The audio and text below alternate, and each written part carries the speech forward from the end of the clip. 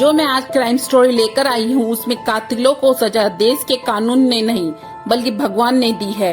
वेद प्रकाश परिवार के 2 हत्यारों में से एक हत्यारे रितेश ने बिहार में स्थित अपने गांव में जाकर चूहे मारने की दवा खाकर आत्महत्या कर ली।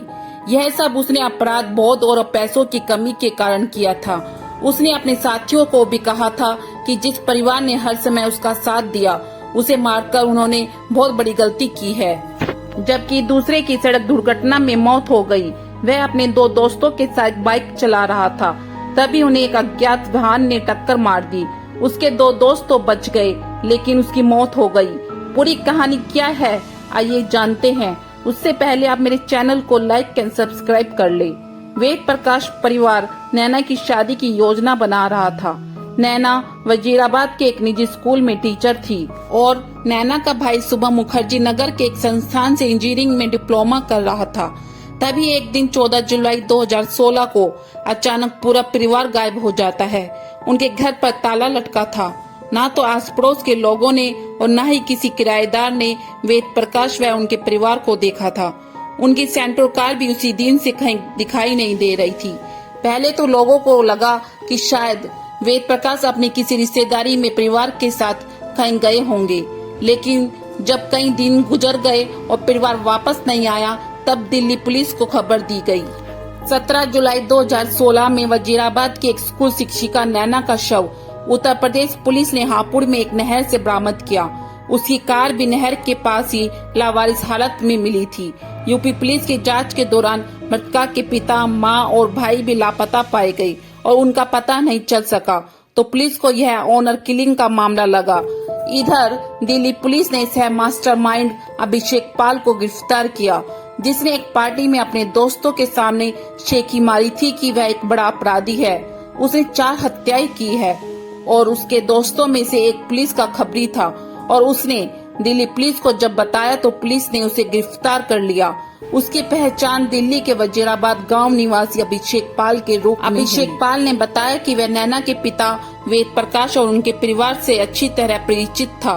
अभिषेक का करीबी दोस्त रितेश वेद प्रकाश की कपड़े की दुकान पर कर्मचारी था। बाद में वेद प्रकाश ने अपने कारोबार रितेश को सौंप दिया और अपनी दुकान भी उसे किराए पर दे दी। पैसों की कमी के कारण रितेश ने अगस्त 2015 में पाल के माध्यम से गारंटर के रूप में वेद प्रकाश से ऋण लिया।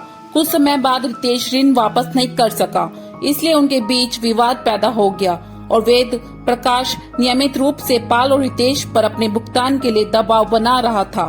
पाल परेशान था। उसने अपनी परेशानी अपने दोस्त सोनू, जो वेद प्रकाश का भतीजा था, उसे बताई। सोनू की अपने चाचा से दुश्मनी थी। वह उनका कारोबार और संपत्ति हड़पना चाहता था।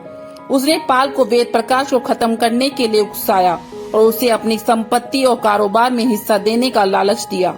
इसके बाद पाल ने वेद प्रकाश और उसके पूरे परिवार को मारने की योजना बनाई। दिल्ली के वजीराबाद निवासी मनोज, जो केवल 16 वर्ष का था, को अपनी योजना में शामिल किया।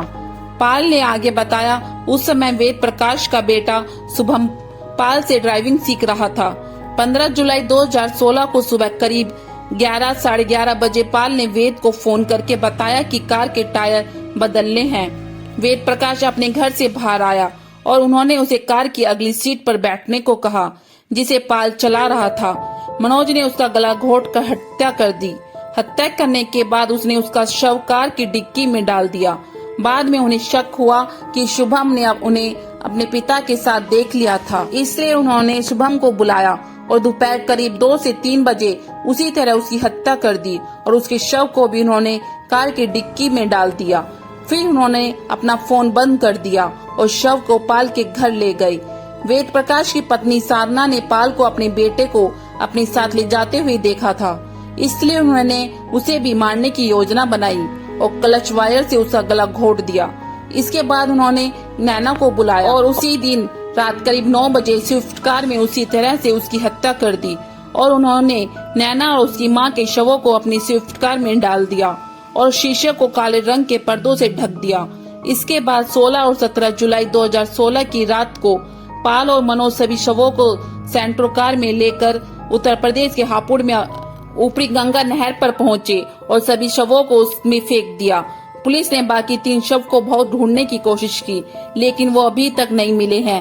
पाल ने आगे बताया कि मनोज उत्तर प्रदेश में सड़क दुर्घटना में मारा गया और रितेश ने आत्महत्या कर ली।